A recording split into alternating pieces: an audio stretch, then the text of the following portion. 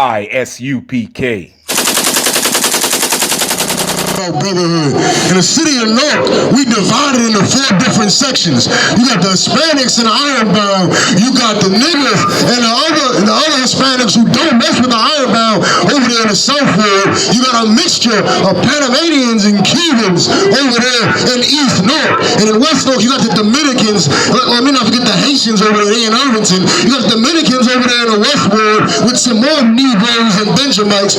We all divided by city lines in the city of North. And what this brother bringing out about brotherhood is ridiculously powerful because the city of North is dying. The 2020 was the highest homicide rate for North in the history of this city. Do you understand? North went through riots in the 50s. North went through poverty.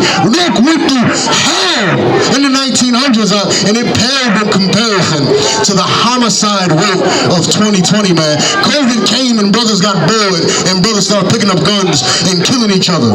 You use COVID. Let me tell you something. God brought COVID to kill the white man. That's what God brought COVID for. You took COVID and you used it as an opportunity to kill your brother, man. You are undermining the work of the Lord. The work of the Lord is to kill the white man. That is what COVID was for.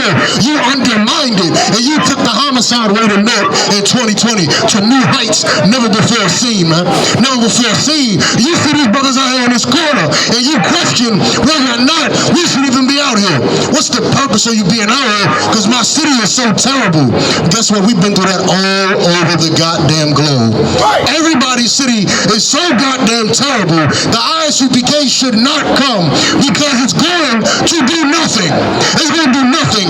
If you come to Baltimore, it's not going to do nothing.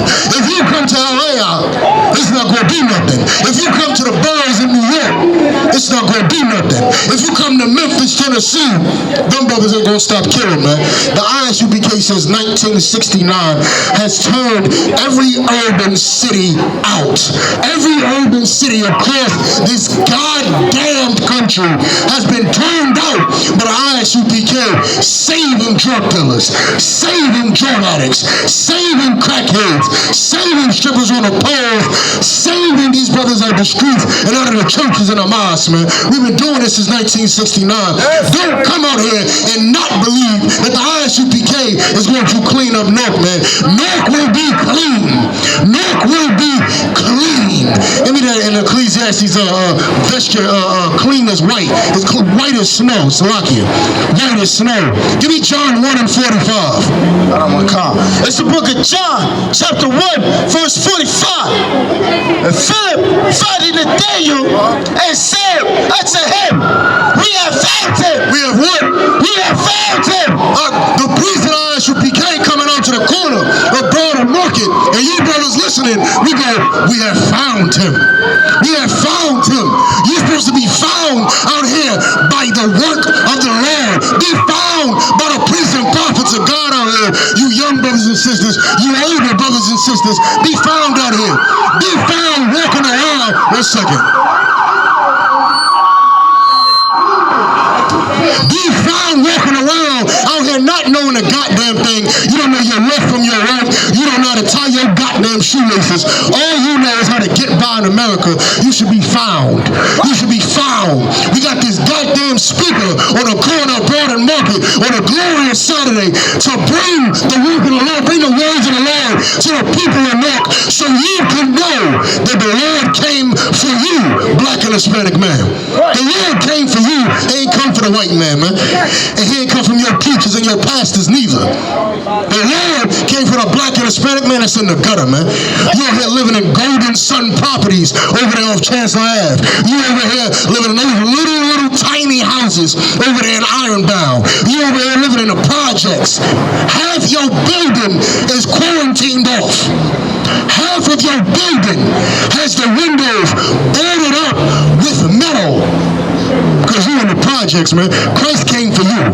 That's who Christ came for. Christ came for you. Give me Hebrews 2 and 14. Christ came for you. Christ came for you. He ain't come for the white man. He ain't come for, and he came because he's a brother like you. Christ only came for black people because Christ is a black man like you, and the Bible is racist. That's why Christ came for you. Because Christ picked and chose, man. He picked. With the thing you don't want to do every goddamn day in 2022, Christ came out here and he picked.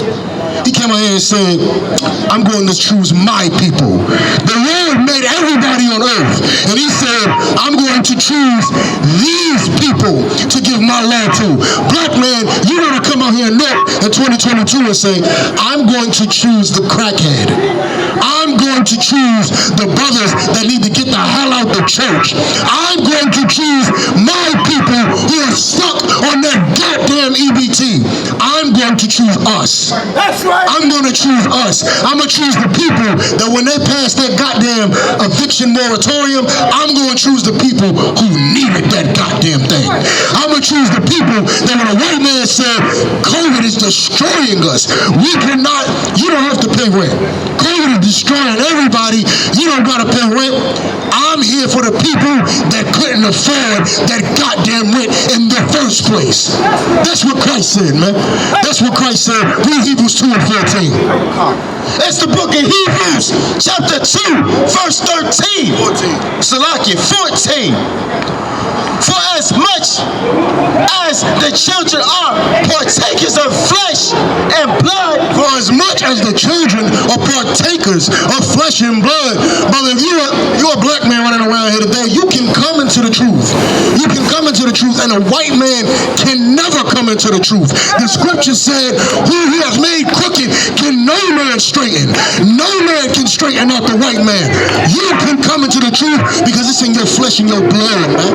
A long time ago, it mattered what was in your blood, but because they want to take what's yours, they see you coming to take your culture back, and they want to convince you what's inside your blood don't matter no more, man. Now it don't matter. But back in the 1900s, in the 1800s, you know what the birth certificates had on them? If you had 1%, if you had a drop of black blood in your lineage and they could prove it, you was a nigga. You was a nigga. You want to know why? Because they said niggas don't get no salvation. So if you was pale white, blonde hair, and blue eyes, and they found out some woman from a long time ago, that the white man raped was one of your grandmothers, they counted you as a nigga, man. They counted you as a nigga because you was convinced that you had no salvation. Now that you know that you get salvation out here in the city of New York, now the white man want to tell you it don't matter, man. Come to church, it don't matter. Why does it matter if Jesus is black? Why does it matter if he's white? He's olive colored, he's green. It don't matter. The scripture said what? For as much then as the children are partakers of flesh and blood. Partakers of flesh and blood, man. You were an Israelite because your father is an Israelite. You were Israelite by blood, man. You were Israelite by blood. That thing that run through your veins that you can't change, that make you an Israelite, man. That's what make you an Israelite. Not that garbage. You sitting in the church don't make you righteous, man. You sitting in this goddamn mosque. What is God-forsaken rock at? You sitting in a mosque worshiping this goddamn thing right here, that don't make you righteous. You worshiping this bastard right here, this stringy dog-head thing, that don't make you righteous, man. That don't make you righteous. That don't make you a people of the Lord. The only people of the Lord are the Israelites according to the Bible, and those are the blacks, Hispanics, and Native Indians, man. That is the only way you come back to the Lord. And guess what? The only reason Christ got this huge name, you know why Gandhi got a name, man? You know why Gandhi got a name? Gandhi got a name because he was basically, at that time, he was the leader of the goddamn Indians, the East Indians. He was the leader of the goddamn East Indians, and he was a pacifist, man. And nobody says, I'm Gandhi's people. You don't run around saying, I'm Gandhi's people. You don't run around. You run around saying, I want to be like Christ. I serve Christ. What do you women say? I'm married to Christ. I'm married to Jesus. That's who you married to. You'll never say you married to Gandhi. Why? Why ain't you never married to no goddamn Gandhi? Why? The scriptures say, give me Romans 10 and 2. The scriptures say, I have a zeal for God, but not according to knowledge. Blacks and Hispanics, you claim you love God, you go to the Catholic Church, you go to the Baptist Church. I see one of these crazy drill rappers, Salakia. Y'all took a picture on the church steps. You went inside the church and took pictures on the steps, talking about you gotta praise God some days because He helped you get through it. One of these little drill rappers from out here, look, because you standing on the church steps of a Baptist church, do not make you any less of a murderer. It don't make you no less of a sinner. If you are going to love God, black man and black woman, you have to come back to the laws, statutes, and commandments inside of this Bible. That is what you must do. You can't stand in church on Sunday and say, I'm righteous now because of it. Now I'm righteous. Now I'm good, man. Give me Romans 10 and 2. It's the book of Romans, chapter 10, verse 2. For I bear them record. For what? For I bear them record. When you record something, I mean it happened before. I bear them record. Hey man, this has happened before. I'm about to tell you something we recorded before. Go ahead. That they have a zeal of God, but not according to knowledge. But not what? But not according to knowledge. You claim you love God. You think you love God. You don't really love God, because if I tell you stop eating pork, shrimp, crab, and lobster, you don't know what the hell to do with that, man. You think that's hatred, man. I'm controlling you. You think I'm controlling you because I'm telling you can't eat pork, shrimp, crab, and lobster, man. But when you eating pork, shrimp, crab, and lobster, you being controlled by the white man anyway. You being controlled by the white man anyway. As a black or Hispanic, you need to choose your goddamn culture. You're going to run around here and celebrate Halloween and Memorial Day and Labor Day, or you're going to come inside the truth and learn your goddamn culture. You're going to learn your culture. Where the hell was you at before the white man stole you out of the west coast of Africa? Who the hell was you? Who was you? Because now you call yourself Americo Vespucci Africanus. That's your name. Now your name is African American. That's who you are now. Who the hell are you? You got a zeal for knowledge, but not according to God. You want to say we everything but the people inside of this damn book. But you are the people inside this goddamn book. You are the people in this book. Read.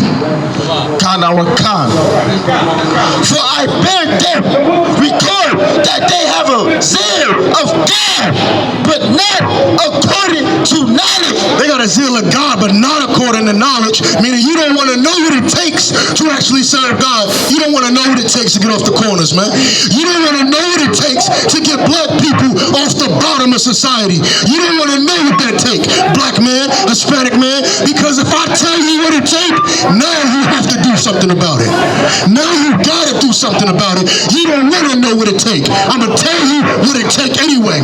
I'm going to convict every black and Hispanic out here on this corner right now. You cannot gangbang and be a priest to the Lord. You cannot gangbang and be in the truth. You cannot gangbang and say you love God. You cannot gangbang and say you love your brother, but only your brothers from this projects right here.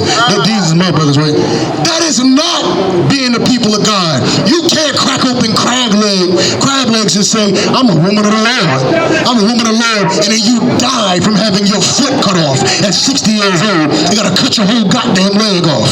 High blood pressure and diabetes. You can't do that. I'm gonna convict every black and Hispanic walking past this camp today. You cannot be a sinner and say God loves me. But what's that saying? What's that saying? Hate the sin but love the sinner. Hate the sin but love the sinner. God hates both of you. He hates both of you. He hates the sin and the goddamn sinner. And I'm telling you right now, if you put that damn bread to your mouth, God hates you. That's right. He hates you.